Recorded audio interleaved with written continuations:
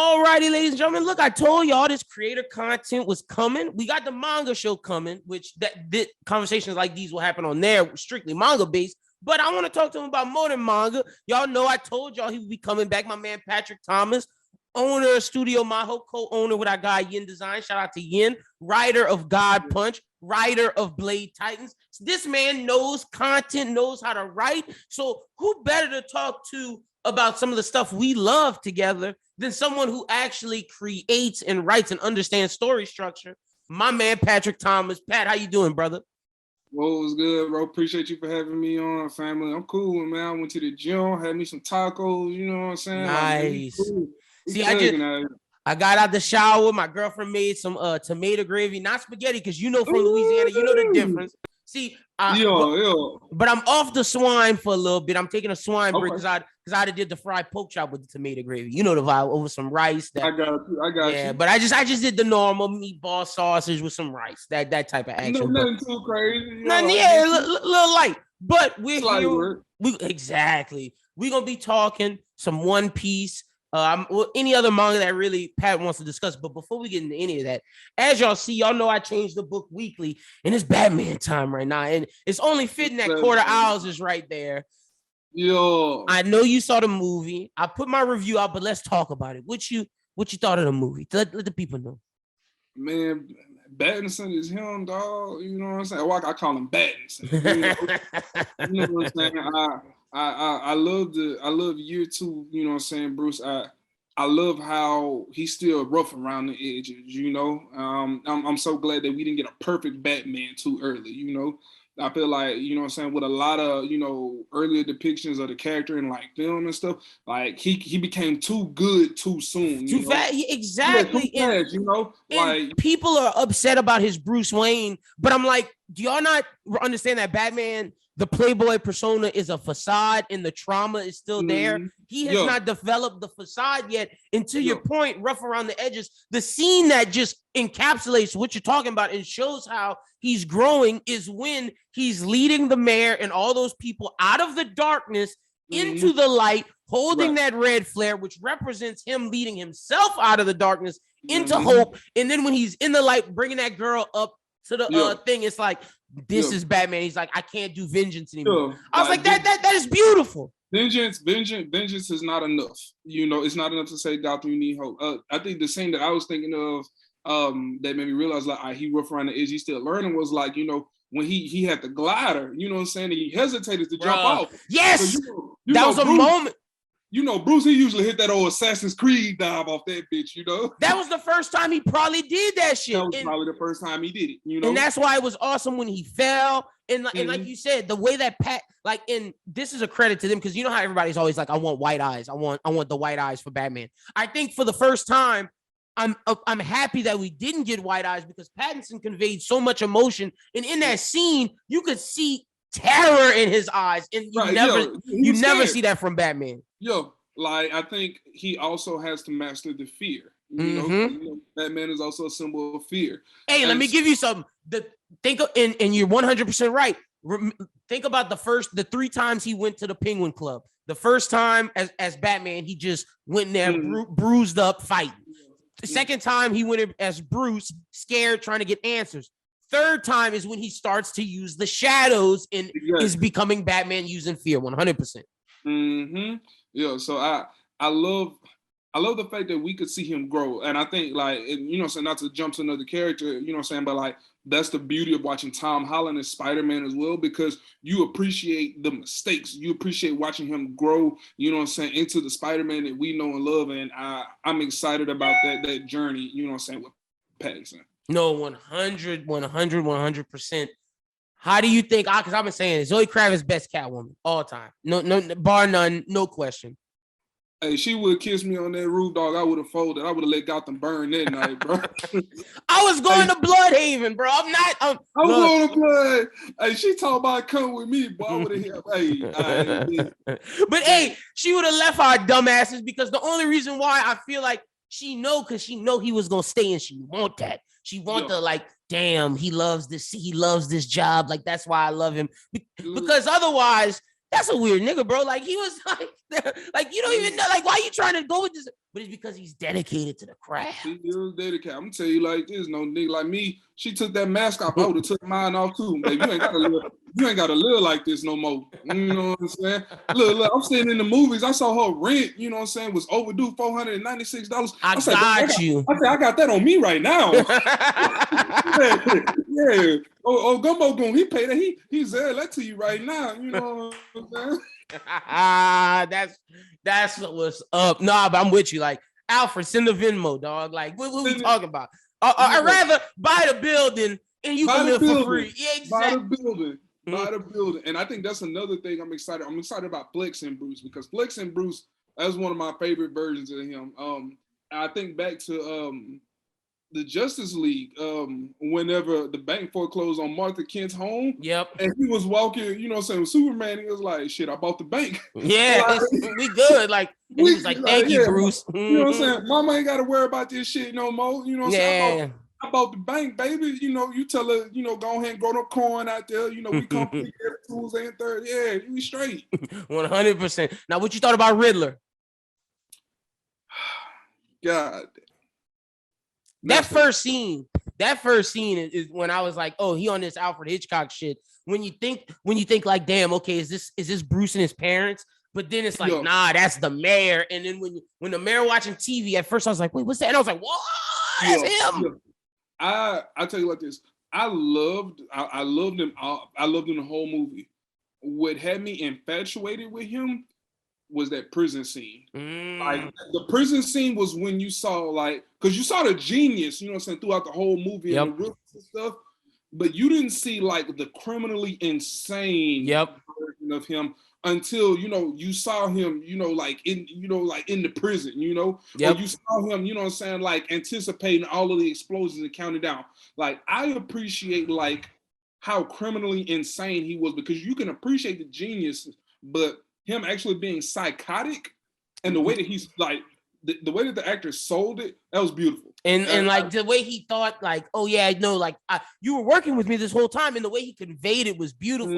And something I got to give both Pattinson, Matt Reeves, and Paul Dano, the actor, credit for is it was 100% their own thing. It was not like Bale and Ledger's police scene, which I thought was amazing, because every chance Paul Dano had to be Ledger-ish, he did his own thing, and I thought that was what was amazing. He's in the echelon of best comic book villains for me. He's not over Ledger and Thanos, but he has to be in that top 6, top 5 cat range. I mean, I feel like he'll never be over Ledger, just because, I mean, Joker's a better villain than Riddler. Yeah. But best Riddler ever. He won. He technically won. He did win. He might think that he lost, but he won. Yeah, no, for real. And, he might. And the crazy thing is how they set up No Man's Land or 0 Year, whichever one they want. Like, I don't know if we'll see that in the next movie, but that's a very interesting choice. I've been seeing a lot of people, you know what I'm saying, pay attention to, I guess, like it was kind of like the Venom that I guess Bruce used. Like, that's what I said. People was like, that's adrenaline. I was like, I don't know if adrenaline's green. It's adrenaline, but like, what do you think Venom is? And why was he so angry when he got up? Like, I'll tell you like this, like, because we definitely got the little Joker cameo, you know what I'm saying? And we got the Hush tease as well. Man, look, I want to see Scarecrow done right. Good call. I was playing Arkham Knight literally last night, and I was like, that's Scarecrow. I'll tell you like this, because I feel like the way that Matt Reeves is gonna go, he's gonna stick with like the psychological route, and he's gonna have Pattinson on his detective shit. You know, I feel like watching the Scarecrow fuck around with the fear gas, and then the Joker manipulating that. Ooh. That would have Pattinson in hell on his detective shit, because you got to go darker than you got to go darker than this for the next. You do. You know, like you got to keep on descending. Yeah. You know? And so I feel like actually showing, you know what I'm saying, like how the fear gas affects people. Like, I think that would be a great step for Bruce or Pattinson, you know what I'm saying, to overcome the aspect of fear. Let me pitch you, because I'm with you. It's got to be dark. Let me pitch you this. What if the second, because they keep talking about this Robin. So my thing is, what if the Robin is the second movie where it gives him hope, and then what you talking about, let that be the third movie where they trying to tear him back down. And can Bruce overcome what he's learned, or will he slide back to vengeance? I like that. So I feel like if we do Robin in the second movie, then we might as well go ahead and do the Bane and Poison Ivy film. Which I'm fine with that. You already got. Or Mr. Freeze. Or we could do the Mr. Shit. Throw them all in there. Yeah, because this has shown that you can do that. And if you do Bane, flip it to where Bane is more like the comic Bane, where he mapped out all of this to where it's not only a mental challenge, it's a physical challenge as well. Yeah, and I was telling my homeboy that I was like, yo, like, what I'm saying, like Pattinson, he got in his detective bag. He got to show the hands. I was gonna say, eventually, like, you gonna have to throw them things, because I mean, look, and smart's gonna only get you so far. You come across a nigga like Deathstroke, he ain't trying to hear about no rats with wings. Bro, that's what I'm talking. I would love to see this Pattinson, because they released the prequel book, which explains how he trained all over the world. Like, he went everywhere. Alfred was a Secret Service agent who also taught him. So, like, he knows how to fight. I would love to see Matt Reeves' version of either Talon versus Batman, Deathstroke versus Batman, or Hush. Like I said, I want the second movie. He has to have a physical challenge, because I need Bronze Tiger. Ooh, I would rock with that. I would rock with that heavy. I would love Bronze Tiger. And the cool thing would be is you could bring Bronze Tiger in as an ally if you want, and make it to be to differentiate it from Nolan, to where when he went training in Nanda Parbat, wherever he was, Bronze Tiger was there, and he has to call upon his ally to take out one of their former team or students with him. Yeah. That would be hard. I would rock with that as well. I would love a Bronze Tiger. I feel like we definitely may get the League of Shadows too. We might throw that in there somewhere. I feel like his race would be very interesting. Like, oh yeah, like that's something I'm interested in. I will say that I'm not worried about the casting though. I trust Matt Reeves wholeheartedly. He's shown with this that he can do whatever. Like, I trust, like you said, I trust Matt Reeves. The only other one I want to pitch to you is this, and this we could bring in our guy. I don't know if you saw Tenet, but Rob Pattinson and John David Washington just have a chemistry. And another way you could break Batman, if you don't want to kill a Robin, which I don't, if you bring in Dick Grayson, you're not killing him. Matt Reeves is just not doing that. No. So let's let Bruce lose someone else. Not only does he get a Robin, he gets a friend in Harvey Dent, but you do not turn him in the movie you introduce him in. You turn him in the next one or the one after that, and let it be John David Washington, and they build up that actual friendship that Harvey Dent and Bruce have. And then when you turn him, it'll traumatize the hell out of Bruce. I feel like we could go that trauma route, but I feel like if we want to turn him, have him build that relationship with Harvey Dent. That's what I'm saying. Yeah, no, that's what I'm saying. That's what I'm saying. Yeah, like have John David Washington as Harvey Dent. Okay, have him as Harvey Dent. Yeah. No, that's exactly what I'm talking about. Yeah. Have him as Harvey Dent. Build that chemistry. Let them actually be friends, where he's friends with Bruce Wayne and he's friends with Batman and Gordon. They're doing that thing. Yeah, they got that little dynamic. Yep, and then you turn him to Two-Face. Not in the same movie you introduced him. No, do it. No, you got to do it in the next one. Let it breathe. Yeah, you got to throw him in the next one and build that relationship, and then like in the third one, you dealt. Yeah, like, or even the fourth, like, because Rob said he would do 4 films. So if they doing 4, do it in the fourth. That would be harder, because like Harvey's been around that long, and it's like, yo. If they do 4, bro, they could do some spooky shit, dog. And they talking about all the TV shows, because I think your Scarecrow will get introduced. Because they cut out Gotham City Police, because I think that Matt Reeves realized you can't do Gotham City Police without Jim Gordon and Batman. It doesn't make sense. But Arkham, which he's changing it to Arkham Asylum, that's where Scarecrow can get introduced. Hugo Strange. I'm gonna say we get the Hugo Strange. Yep. Now, if you Matt Reeves, do you do your own Harley Quinn? Because if you do an Arkham, there's 3 people you could see: Hugo, Jonathan Crane, Scarecrow, and Harley Quinn. Look, because Joker's in there. He's in. I'm scared to touch Harley just because Margot Robbie. Yeah. I don't want to take that from. She has done a phenomenal job at Harley. Like, yes, she has. I wasn't the biggest fan of Birds of Prey, But I feel like when we look at Hugh Jackman as Wolverine, Wesley Snipes as Blade, you look at Margot Robbie. Hey, they got some exactly. You look at her and they're like, she is Harley Quinn. Yeah, no, I'm with you. I don't know if anyone could capture that role like she could. Yeah, no, I definitely agree with that. If he's ballsy, if he's ballsy though, you introduce Jonathan Crane and make him be the main physician. At the end, that's where Jonathan goes crazy and he does his shit, turns into Scarecrow, leaves the asylum. They need to hire a new one. Final scene, you just hear the voice in a silhouette version of Harley Quinn, and it's like, oh shit, that's Dr. Harleen Quinzel. Yeah, I feel like if he does it, it's either gonna be really good or really bad. There's no in between. I agree. There's no in between, and it's all gonna depend on the actress. I've seen people talk about. Have you seen Euphoria? No, I watched a couple episodes with my girl. I'm like, you know, Sydney Sweeney, Cassie, the blonde one. Okay, yeah, I'm familiar with Cassie. They was talking about maybe hers. I just don't know if she got the acting chops. I'm gonna say she got some big shoes to fill. Yeah, facts. She got some big shoes to fill if she tries it. Facts. Where would you say that this ranks for you among Batman films? And this will be our final thing on the Batman. Okay. I saw it once. I need to go see it again. Like, I saw it once and I was hyped, but I need to see it again. I need to go assess it. I definitely got a top two. It's like Dark Knight right there. Same. Batman right there. You know what I'm saying? I need to go see it again so like I could actually appreciate it.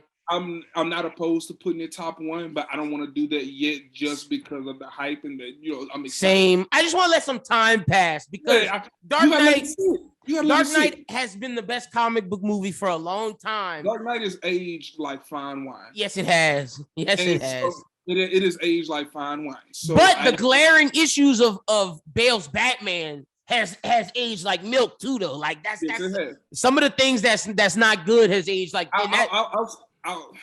My opinion on Bale's Batman, The Dark Knight is so critically acclaimed because of Ledger's Joker. Pattinson didn't need his villain to carry him. Yep, facts. And that's the beauty of his Batman.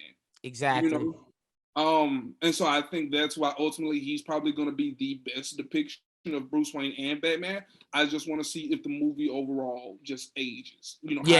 I agree with you. 100%. But speaking of silhouettes, let's talk One Piece. I'm putting this out before the new chapter drop because I don't know if you read the spoilers. I seen the spoilers, dog. Okay, we talking then. We can get deep into it. Look, One Piece fans, I'm letting y'all know now. If y'all haven't read the spoilers, come back a little bit later because we talking. How you feel about Wano right now? How are we feeling because there's some One Piece fans who are like, I love Wano, best thing ever. There's some that's like, Oda dropping the ball, and then of course there's the people in between. I'm not gonna say that he's dropping the ball. I will say that he put himself in a predicament because he himself was the one who said that Wano was gonna make Marine 4 look like child's play. He was those were his words. So when we get to Wano, and there are a lot of people who should be dead that aren't.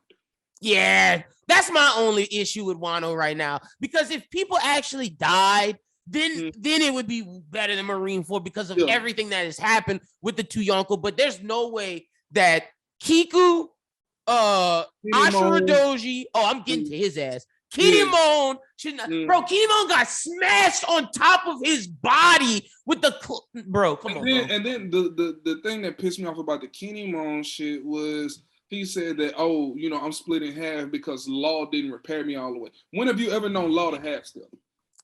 Exactly. He is the surgeon of death. Yep. He was surgeon. Like this man is he could prescribe me medication legally. Yeah. You know what I'm saying? So like. I just feel like that was some bullshit and I don't like it. I also feel like I don't never have a problem with I guess how drawn out the arc are because I know that Oda's trying to do a lot, but I do feel like the placement of the flashback kind of killed a lot of his momentum. Okay. I feel like we could have did the Odin flashback maybe at the beginning of Wano, like first got there. Like maybe Tom was telling a story of Odin, and like, we get some of the lore out the way. But I feel like right when we get to, the port and it's time to go to Onigashima, Well, that's a pretty goddamn interesting time to give us, you know, a 15, 20 page flashback. Hey, and let me just add to that. That's about to happen right now. Like, I'm letting you know now. The spoiler that just took place with this joint, with might as well talk about it, with Luffy losing, but then awakening, or whatever. I'm not gonna say, because I don't know if it's his awakening, but whatever the hell going on with his body melting and. So, like, did you see the Reddit spoilers? Because the Reddit spoilers pretty much like went into detail about what's going on. About how he about to be Joy Boy, huh? Yeah. So okay. Yeah. I did. Then I definitely saw it. I saw Oro Japan, but he writes out everything. I'm gonna pull up the Reddit one right now. But. So if that's the case, then he about to, and we go on break. When he come back, we go into Kaido flashback. It's time. I'm telling you, that's what he gonna do. I'm like that. You know, that's an older thing. And like, where else does the Kaido backstory go then? I feel like I feel like that chapter before when they show Kaido first meeting Big Mom. Yeah. I feel like it should have went there. It definitely could have went there. It definitely could have went there, you know, with them showing the introduction of like Kaido kind of grieving over Big Mom losing. Mm-hmm. You know, but I don't know. They might give us a long, but even Big Mom's backstory wasn't that long. Yeah, no, I don't expect Kaido's backstory to be as long. It was like a chapter. Yeah, like I'm expecting like 2 chapters max. Yeah, Big Mom shit was like, we saw that bitch eat Mother Caramel, and then boom. But I think we're gonna see. The only reason why I think Kaido might get 2 to 3, maybe 4, is because I feel like he's gonna show rocks.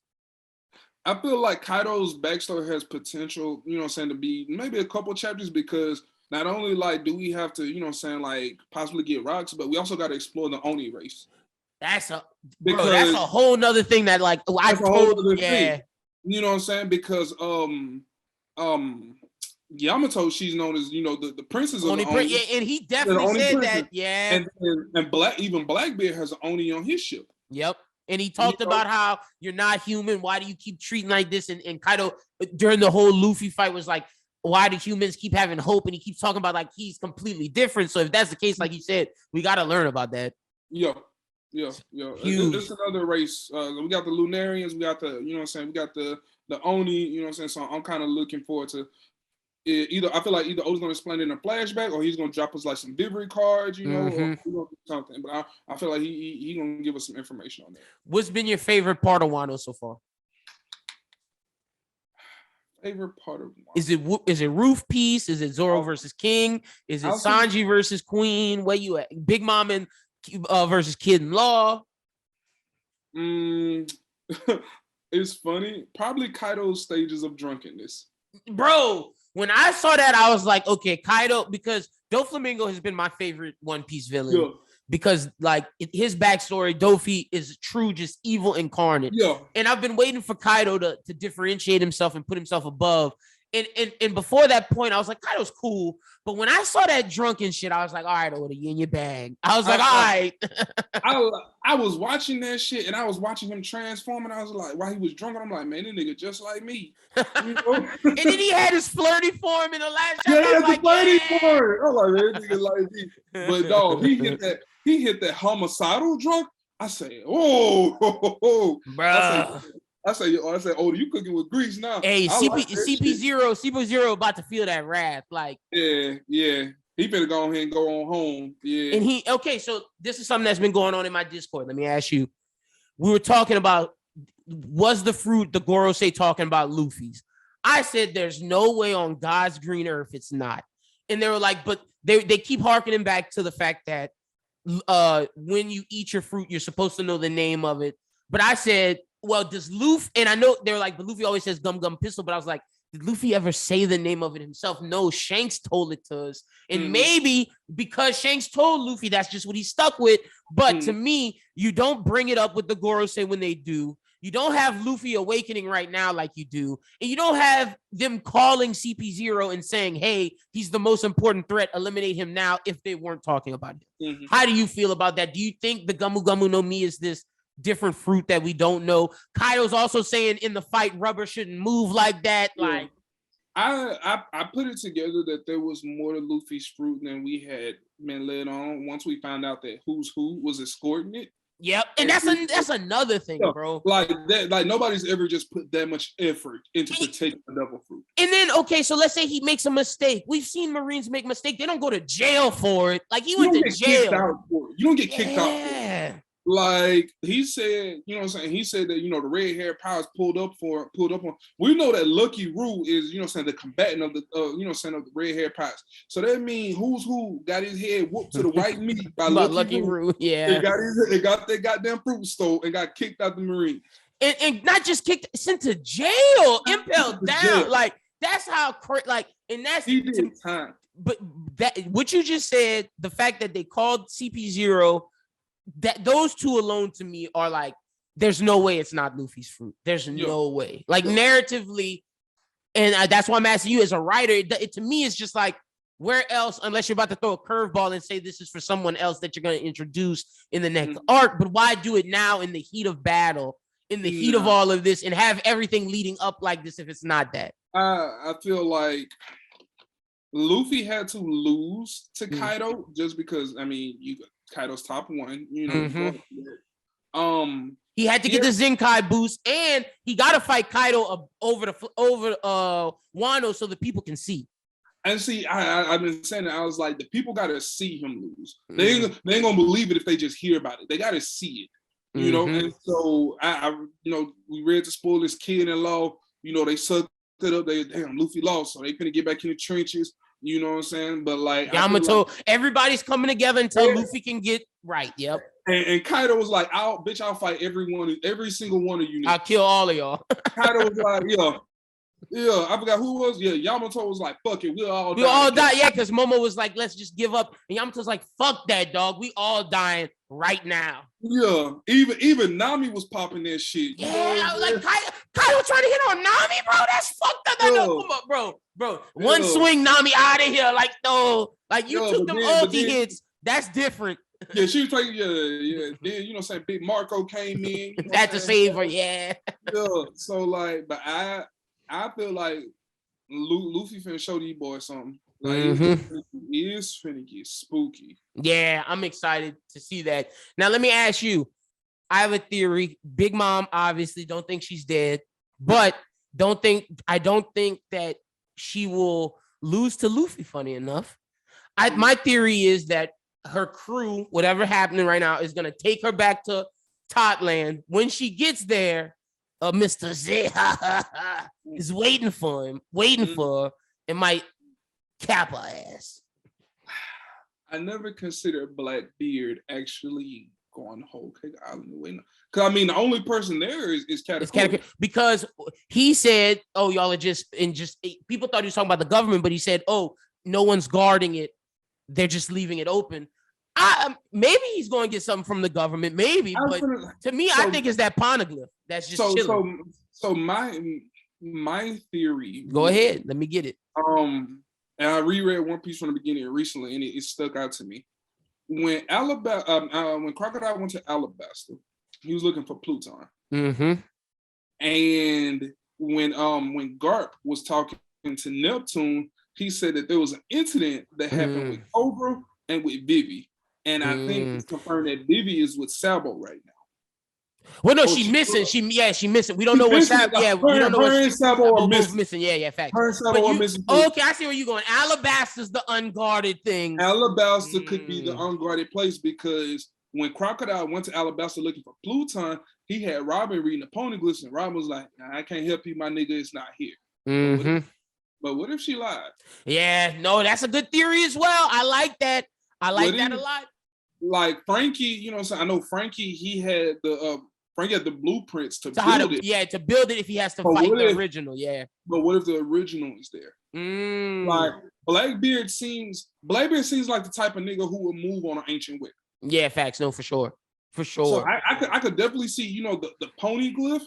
You know, so I think that would be crazy if Big Mom got to Old Cake Island. And my thing, and he's there, is destroyed, and he beats her because, okay, if you let Luffy beat Kaido, you have to have Blackbeard as a villain who's equal to him. The Whitebeard victory, you count it, but you know what it is. So let's give Blackbeard, quote unquote, he beat 2 Yonko to Luffy's 1. Now they ready to do battle against each other. I like that. I feel like it'll be raw either way. I love that. I like your idea too, though. I'm not gonna lie. Yeah, I love the idea of Whole Cake Island just being decimated by the time she got back. Like what? Like just destroyed. Yo, but man, I love the idea of him going to fuck up Alabaster and going to get Pluton. Yep, because it also ties into, like you said, wherever Vivi is, if she's with Sabo, Blackbeard's beef with the revolutionaries because he knows they know stuff. Like, because it's interesting, they have a little side beef going on as well with him. Because Blackbeard pulled up on him. Yep, and destroyed their first base, one of their bases. Is it so? Like, I'm like, bro. I thought the Revolutionary Army was like that. Y'all don't let Blackbeard run y'all up out y'all crib. That's a fact. Now, where do you think we're going next? You think we're going to Elbath? Do you think we're getting Sabo stuff? Do you think we're finding out with the warlords? Where you think is post Wano? Because Wano, I feel, will end by October, no later than October. I feel. Oda finna give us. He finna give us everything. He finna give us all that. We finna know what Sabo is. Yeah. With the warlords, like when we get that first chapter post Wano, it's gonna be lit. And you see them motherfucking seagulls flying in the air. My heart about to start beating. Yeah. What we waiting on right here. No, that's a fact. I'm gonna say this. I just don't want Sabo to be caught by the Marines and giving us Ace Part 2. I don't think Oda's gonna do that again. He can't pull from that well. That's cheap writing. That's very cheap writing. I feel like Sabo is definitely gonna get to run his match with Akainu. You know what I'm saying? But I don't think we're gonna have Sabo. You know what I'm saying? Just caught. Yeah, nah, I don't see that either. I'm with you. But you're right. When them seagulls are flying and we get Luffy's new bounty. Yeah, bro. That's gonna be. What do you think Luffy bounty gonna be? Okay, so I think it's gonna be under Gold Rogers and Whitebeards. But I think it's like the 3 bills. Yeah, that's what I'm thinking. Like, I think he's gonna be 3, and then whenever he beats Blackbeard or what gets the one, that's when he's gonna pass Roger and get one over, because Roger's 55 and then 56 in like some kanji thing is like it's like a joke, one plus or some shit Oda with his numbers. So he set that up for Luffy to get 1 over, but I don't think it's time for that yet. No. I do think that Kid and Law gonna be in the billions. Yep, I do too. Zoro might be in the billions too, at like 1.5. Who that is? Zoro. You think Zoro gonna hit the bill? I think they're gonna give him first commander bill. Cause that's what Luffy. And if Queen was a bill, like Queen was 1 billion by himself. So and King was like 1.5, I think. So Zoro got to be at least 1.8. I give you that. I can see that. I feel like Sanji's bounty is higher than Zoro's, so I feel like they should. If they don't hit a bill, they got to be close. Yep, I think Sanji's gonna be if Zoro's at 1, if Luffy's at 3, Zoro between 1.5 and 2, and Sanji between 1.5 and 1, more to like 9, like the back half of 1.5. I say like a 1.2, 1 point. Yeah, exactly. Yep, that's where I'm at with it, and I do think Robin's gonna be the highest straw hat that's not Jinbei. Yeah, like she gonna be like she gonna be up there. Her and Usopp gonna be close to like 8, 9, 7. Usopp shit like 200 mil. But yeah, Usopp ain't really pulled no weight in Wano though. But I mean, I feel like just because he there, Usopp, his shit is high. His shit is higher than Zoro's shit, I think, right now. Just because he's God Usopp. Oh no, it's not. No, Zoro's is 320. Sanji's is 330. Yeah, okay, you're right. And Usopp is 2. Yeah, you're right. 200 mil, yeah. And Robin might be like 100 mil. I think Robin's like 60 and Frankie's is 100. Okay. No. Right. Wait, hold on. I'm about to look that up because I think Robin is higher than Frankie's ass, just because of the whole. Okay, so Robin's at 130. Okay. And then I'm gonna give you Frankie. Frankie's at 94, so it's just okay. Okay, I knew it was somewhere around. And then Usopp's bounty is just because we right here, like you said, on the money too. Yeah. On the money too. So yeah, I see all Usopp. He not getting to 9, 8, maybe like 7, maybe 5. They might give him like 4. 4, yeah. But now see, I think Robin gonna get to 6. Yeah, Robin shit gonna get up there. Yeah, I can see Robin shit getting up there. I could even see Nami shit getting higher too. Yeah. You think Chopper gonna get to 100? Chopper gonna have 1,000 by the end. He gonna tell my nigga Chopper. He gonna he gonna 4-digit shorty. Chopper gonna get 1,000. That's hilarious, man. Anything else I missed that you want to just let the people know your thoughts on One Piece right now? Man. I'm trying to think. One Piece. There's so much we talk about One Piece, man. Give me your favorite fight from Wano. If you had to just pick one, that's not the Kaido, because that you said that was your favorite moment. Give me a favorite fight. Does Roof Piece in general count? Hell yeah. Roof. Because Roof Piece, you got Red Rock, you got Zoro blocking the Ikaku sovereignty and then throwing the dragon thing, and then you got Law and Killer doing the scythe sound sonic. Like, so much good shit in Roof Piece, and everybody was making fun of Kid for his wrestling moves. Yeah, before Kid Big Mom, Kid was just slamming niggas and scaring all the bad bitches away. I'm like, come on. Kid was trying to get a contract from Vince McMahon. Yeah, you trying to do something, dog. Like, man, you gotta do this. You supposed to be, you know what I'm saying? Before he pulled that rail gun out, it was looking bad for him. Yeah, it was looking bad, you know what I'm saying? But now I'm like, all right, you straight. But even then, it still was Law was the MVP of that fight. I'll give you that. I'll say Law was the MVP. Just because Law, that big ass sword, bro, and making that hole. He made the hole for him to shoot it through. Yeah. So I mean, like Kid, I'm not gonna lie, Kid redeemed himself for me, but I'm a Kid fan, and I just wanted more from him. When you think of magnetism, like Magneto's right there, like Look, if that nigga could read, One Piece's class would change his life. One Piece's class would change that nigga's life. Yeah. I could do this? Yes, nigga. Yes, you can. That's a fact. Oh shit, but that's awesome, Pat, man. That's all I want to talk to you about this time. We're gonna bring you back, of course, when Wano ends, maybe even before then. Tell the people they can follow you on social media and tell them where they can get all your content at from Studio Maho. Cool. So you can follow me, you know what I'm saying, on Twitter at Gumbo Goon, IG God Punch Pat. Of course, you know what I'm saying, follow us on Twitter at Studio Maho, IG official Studio Maho. Most importantly, check us out, website www.studiomaho.com. That's MAHO. And I'm gonna put all the links in the description of this YouTube video. Y'all make sure y'all go check out all of his works, God Punch and Blade Titans, both great manga. So the links will be in the description. Pat, man, enjoy the rest of your day, my brother. Appreciate it, bro. You too, man. Thank you for having me on. Peace.